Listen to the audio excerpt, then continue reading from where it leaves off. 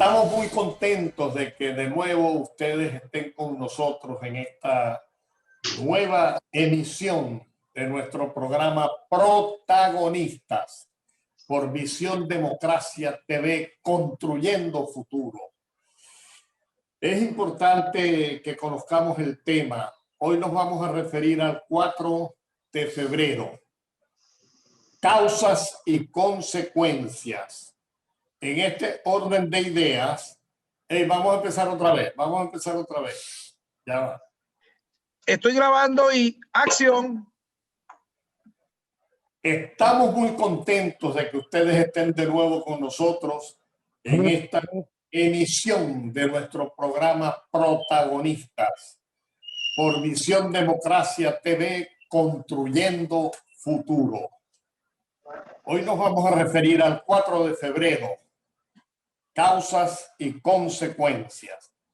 El 4 de febrero de 1992 marca un punto de inflexión en la historia política contemporánea de Venezuela.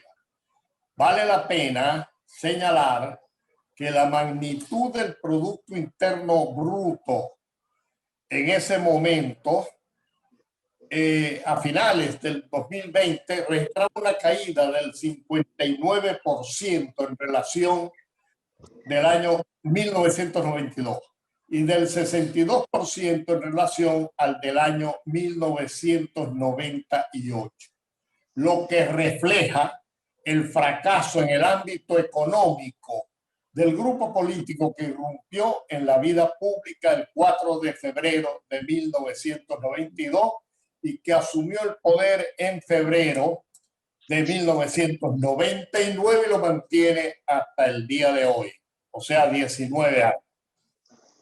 Es importante señalar que en aquel tiempo el contenido social de la democracia se había debilitado sustancialmente. Paradójicamente, en un país con enormes recursos materiales y humanos, pero donde el empobrecimiento de las mayorías nacionales era evidente. Mientras que el gran capital veía incrementadas sus ganancias como producto de políticas públicas neoliberales en materia económica, que son políticas que sacralizan, ponen demasiado en alto el mercado y satanizan al Estado, sin darse cuenta que en una nación bien estructurada, estos dos sectores tienen que funcionar de manera armónica y eficiente. En medio de esta dinámica llena de turbulencias, un grupo de militares propicia un golpe de Estado, violando normas constitucionales expresas, prometiendo en su discurso revertir la situación de injusticia social y económica que se agudizaba en el país y haciendo mucho énfasis en acabar radicalmente la corrupción que avanzaba en todos los ámbitos de la vida nacional, pero especialmente en una buena parte del liderazgo político del momento. ¿Cuáles fueron las verdaderas intenciones de los golpistas del 4 de febrero? Es una pregunta. ¿Hubo o no impunidad o por lo menos lenidad con relación a los responsables de la violación al juramento de lealtad que los miembros de las Fuerzas Armadas Nacionales le hacen a la Constitución? ¿Cuáles fueron las causas y cuáles han sido las consecuencias que se han derivado de los acontecimientos del 4 de febrero de 1992? Quien les habla pasó buena parte de su niñez y de su juventud observando con respeto y admiración el ejemplo de seres muy queridos que decidieron correr con las consecuencias de poner en práctica sus convicciones, sus más profundas convicciones. Mi tío Pacalarraga, mi hermano Osvaldo Álvarez Paz. Por ello, para mí representa un privilegio tener a un invitado en el programa que está siguiendo esos pasos. Roberto Enríquez, presidente, secretario general del COPEI Auténtico. Roberto Enríquez es en la actualidad el secretario general nacional de ese COPEI que le llama Auténtico, Yo conozco bastante a Copey porque a pesar de haberme formado en la socialdemocracia, mi origen fue en Acción Democrática. Osvaldo se formó en el socialcristianismo y por eso tenemos una visión bastante completa de los dos movimientos. Y además es el vicepresidente de la Organización Democrática Social Cristiana para la América de América. De manera que estamos en presencia de un invitado que, como dije, es un privilegio para nosotros tenerlo con nosotros. A mí me gustaría arrancar este programa con Roberto Enrique preguntándote lo siguiente. ¿Cómo crees tú que se hubiera podido evitar el impacto emocional y práctico que produjo el intento de golpe de Estado del 4 de febrero del 92? Muchas gracias. Muchas gracias, Fernando. Quiero primero decirte que para mí el privilegio es para mí, ¿no? Tú para nosotros eres un ícono de la lucha de las causas democráticas venezolanas desde hace mucho tiempo, más aún como tú mismo lo has dicho, el solo hecho del parentesco familiar que tienes con Osvaldo, pues te hace cercano a nosotros, en particular a mí. Yo puedo decir que cuando tomé la decisión ya, a pesar de tener una familia, venir de una familia muy, muy cercana a Copey, cuando tomé la decisión de convertirme de formar parte del partido e irme haciendo a través del tiempo dirigente, fue justamente de la mano de Osvaldo y cautivado por Osvaldo, ¿no?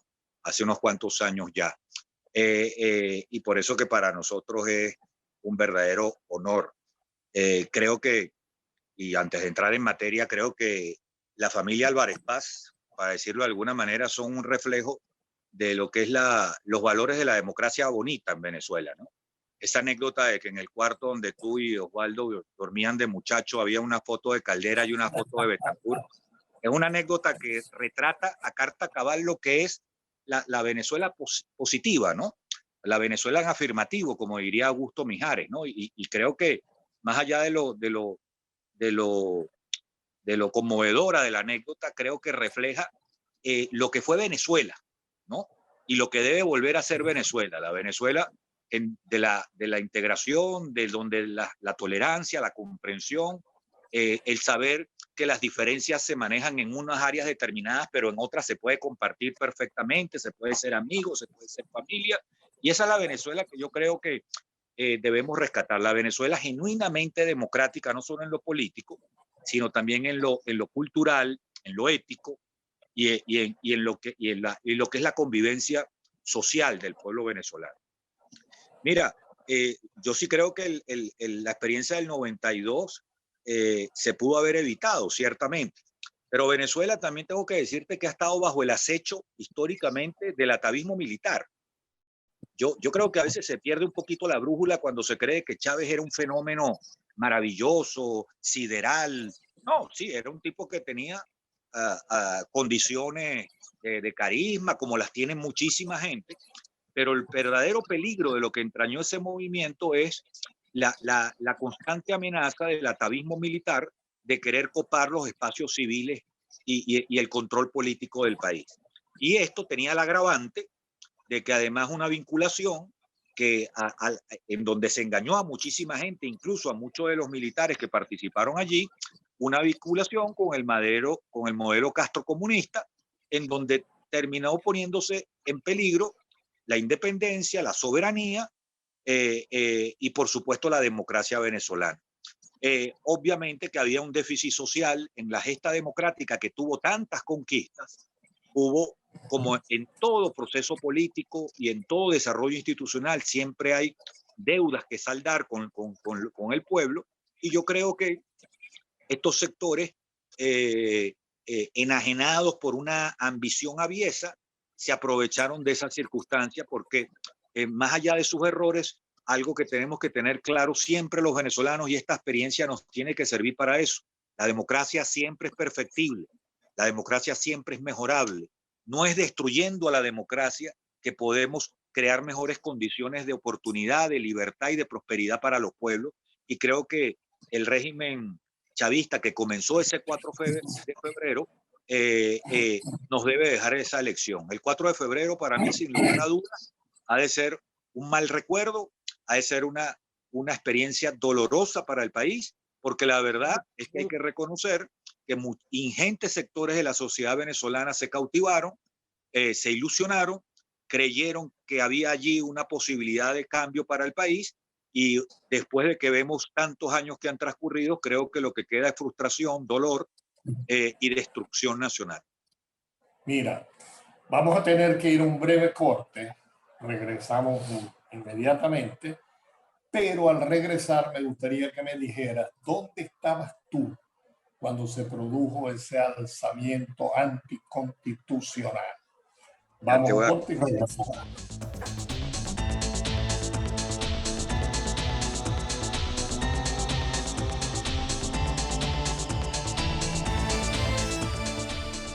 Estamos conversando con Roberto Enríquez, secretario general nacional del COPEI y además vicepresidente de la Organización de Demócrata Cristiana para la América. Habíamos dejado en el aire una pregunta, ¿no? ¿Dónde estabas tú cuando se produjo ese alzamiento inconstitucional? Sí, Fernando, siempre lo voy a recordar. Te preciso, yo ahorita soy expresidente de COPEI por el cambio de estatutos que hubo en el partido hace varios años, ¿no? Que era lo que era que no eres secretario general, sino presidente ahora del COPEI auténtico. Exactamente, lo que era la Secretaría General antes, ahora es la presidencia, ¿no? Sí, del COPEI legítimo, electo y los que fuimos víctimas de la intervención del régimen, ¿no? Mira, yo estaba, fíjate tú, ese día lo recuerdo clarísimamente, perdón. El 4 de febrero era ese año era mi último año en la universidad. Yo era dirigente estudiantil, venía de entregar la Secretaría Nacional de la Alianza Nacional de Estudiantes. Esa noche, casualmente, estaba conversando con un compañero dirigente, hijo del ex canciller José Alberto Zambrano Velasco, y justamente hablando, recuerdo, nunca lo voy a olvidar, todavía ni se escuchaban los tiros, yo escuché mucho los tiros porque vivía cerca de la Carlota, y el doctor Zambrano Velasco recibe una llamada del expresidente Herrera Campins informándole que parecía que había movimientos militares. Y así fue que nos enteramos, seguimos conversando por teléfono, en esa época todavía no había celulares, y recuerdo que al rato empezamos a escuchar los disparos y eso nos marcó muchísimo. Entonces siempre recordaré que de alguna manera pues estuve cerca del presidente Herrera esos días, y también déjame decirte, estuve muy cerca del presidente Herrera en el 2002, cuando los sucesos del 2002, y me impactó mucho siempre su serenidad y su sabiduría. Y lo que te puedo decir es que creo que como todo el país, conmocionado, esos son esos días, por eso que tu pregunta es bien válida, porque son esos días en donde todo el mundo sabe qué estaba haciendo, unos durmiendo, otros viendo televisión. Yo estaba conversando con el hijo del ex canciller Zambrano Velasco porque estábamos en los procesos en donde yo estaba entregando la Secretaría General de la Alianza Nacional Estudiantil porque me estaba graduando. Entonces estábamos preparando un congreso que iba a haber para mi relevo, ¿no? Entonces lo recuerdo perfectamente. Mira, a comienzo del programa planteamos unos datos en el ámbito económico, pero dada tu formación social cristiana, a mí me gustaría que realizaras un balance rápido desde el punto de vista ético del proceso que ha experimentado Venezuela en los últimos años. Sí, mira, dramático, ¿no? Yo creo que, fíjate tú, el ser humano se diferencia de las bestias por tres características fundamentales a mi manera de ver, ¿no? La primera, la conciencia, que no es otra cosa que el saber diferenciar lo bueno de lo malo, lo correcto de lo incorrecto, el bien del mal, ¿no? La otra, por supuesto, la imaginación, la capacidad de de ver más allá de lo que objetivamente uno logra, materialmente uno logra percibir, y la otra, la vocación. El ser humano tiene siempre el interés de hacer algo de su vida, no simplemente de satisfacer necesidades básicas. Tiene sueños que van mucho más allá y tiene necesidades espirituales. Esto te lo digo porque yo creo que el chavismo, y te lo digo de verdad, este proceso trató de construir una sociedad en torno a antivalores, ¿no? En torno a la riqueza fácil, en torno, aquí se nos colgó esto un poquito, pido disculpas, en torno a la violencia en todo, de todo género, no solo a la violencia armada, la violencia verbal, la violencia del abuso de poder. Institucional.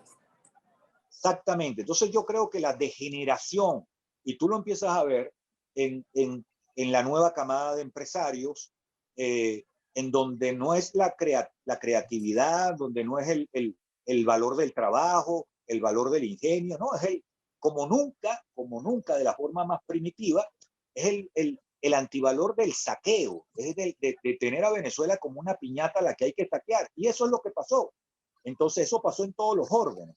Por eso es que hoy tú ves la mejor expresión ética de la destrucción ética de Venezuela, tú la ves en lo que ha pasado con la familia venezolana, en lo que pasa con las universidades, en lo que pasa con el sector productivo, una Venezuela arruinada. Sí. Y todo es un cimiento en la destrucción ética de un país. Dime una cosa, ¿qué deduces del hecho de que en el momento del golpe el país tuvo la tendencia a rechazar la acción violenta de los militares, pero luego cuando ellos deciden ir por la vía electoral, fueron apoyados por la mayoría de la población? ¿Cómo interpretas eso? Bueno, yo creo que ahí mira, yo no se lo, fíjate tú, yo no se lo acuño al golpe, yo se lo acuño a los errores de los sectores políticos democráticos. Recuerda tú que cuando Chávez toma la ruta electoral no llegaba ni al 2%. Entonces te indica que él desarrolló una estrategia electoral eficiente, logró cautivar. Ciertamente él representaba una ruptura con lo establecido, había un hastío con lo establecido. No se lograron solventar. Recuerda tú también que ese último gobierno de Caldera estuvo sometido a crisis financieras, a muchísimas situaciones en donde el descontento social más bien aumentó. Y yo creo que yo no le atribuyo, es lo que trato de decirte, la victoria electoral de Chávez al 4 de febrero. Yo se la atribuyo a que logró encarnar una ruptura y que los factores políticos no fueron capaces de interpretar el enorme descontento que había en Venezuela en ese momento. Me parece magnífico el análisis que has hecho sobre ese punto, que no es sencillo.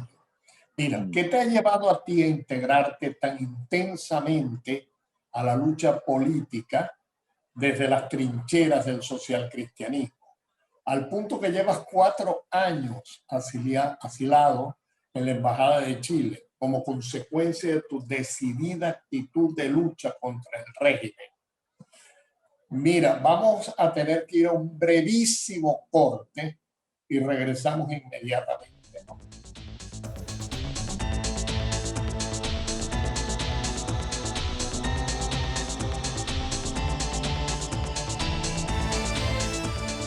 Estamos conversando con Roberto Enrique, presidente del COPEI, y yo insisto, auténtico, vicepresidente de la Organización Demócrata Cristiana de las Américas. Habíamos dejado en el aire una pregunta en el sentido de qué te ha llevado a ti a integrarte tan intensamente a la lucha política de las trincheras del socialcristianismo, al punto que llevas 4 años, estás aproximándote a 4 años de estar asilado en la Embajada de Chile.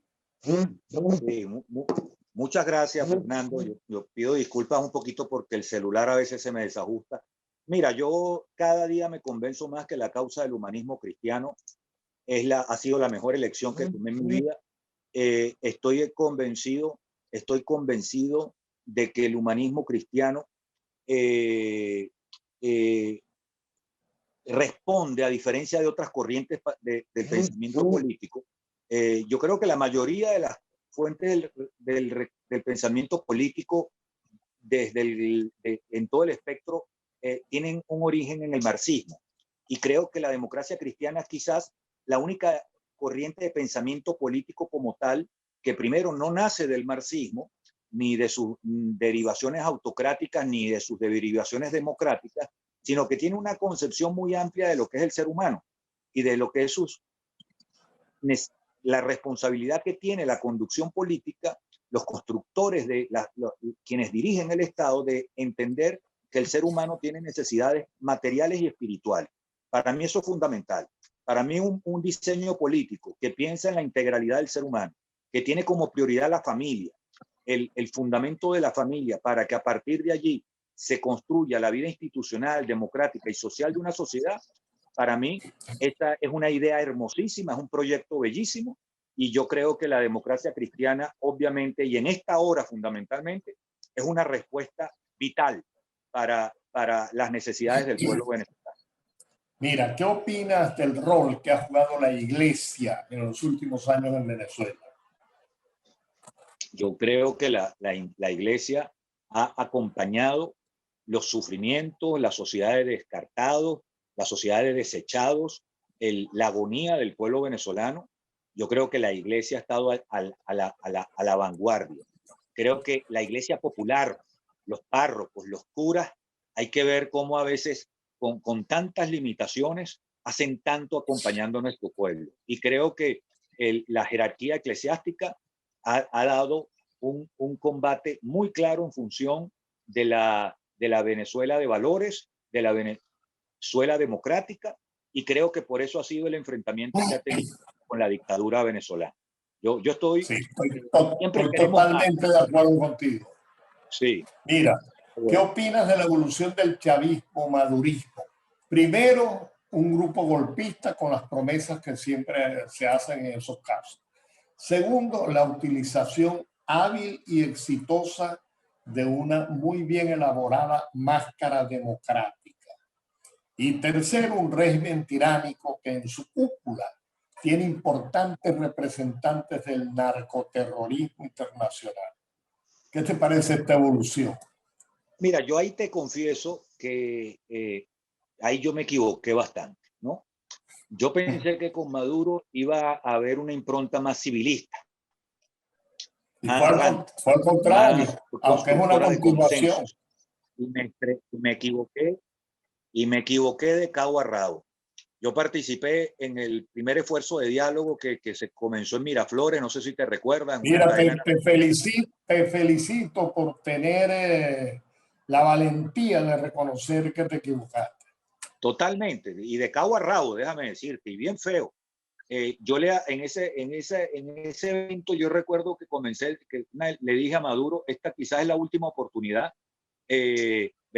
Venezuela está muy mal, y yo apostaba que de verdad podíamos construir dentro de las diferencias, dentro de los antagonismos, un clima constructivo para Venezuela, y me equivoqué. Esa es la verdad, ¿no? Y hemos visto lo que ha pasado en el país, zarpazo tras zarpazo, y hoy en día, más allá de las experiencias personales, que obviamente no han sido fáciles, creo que el gran perdedor ha sido el pueblo venezolano, y hoy lo vemos, una diáspora gigantesca. Yo creo que el diagnóstico todos lo tenemos. Nunca pensamos, Maduro es la mejor expresión de que siempre se puede estar peor. Así es. Y que los países nunca tocan fondo, siempre pueden ir más abajo. Por eso es que hay que luchar. Mira, ¿por qué crees tú que todos los problemas que prometieron arreglar se han agravado y han surgido nuevos problemas muy graves, como por ejemplo la destrucción de PDVSA, la escasez de gasolina y el hambre? ¿Por qué crees tú que se han agravado? Por una cosa que decía Osvaldo Álvarez Paz en aquel discurso espectacular del año 89 en el Congreso de la República, porque no saben, no pueden y no quieren. Fernando. Perfecto, muy bien sintetizado eso, ¿no? por Osvaldo, y ahora que tú lo recuerdas, imagínate, en forma casi exacta. ¿Qué cosas crees tú que debe cambiarse, si fuera el caso, en la conducción opositora para la obtención efectiva de los objetivos que nos hemos propuesto? Mira, siempre, por supuesto, la unidad no cantinflérica, no vacía. La unidad tiene que tener primero una unidad de propósito, una unidad de valores, sistema de valores, una unidad, obviamente, reglas de juego claras y, por supuesto, una unidad organizacional. Yo creo que lo primero es entender que quienes tenemos una visión similar debemos unirnos, un objetivo similar. Pero una unidad, exacto, como dijiste, de propósito, no la unidad como chantaje. Exactamente, no la unidad como chantaje, una unidad de propósito. Creo también, te confieso, en que no podemos tener posiciones dogmáticas. Nos ha hecho mucho daño el dogmatismo.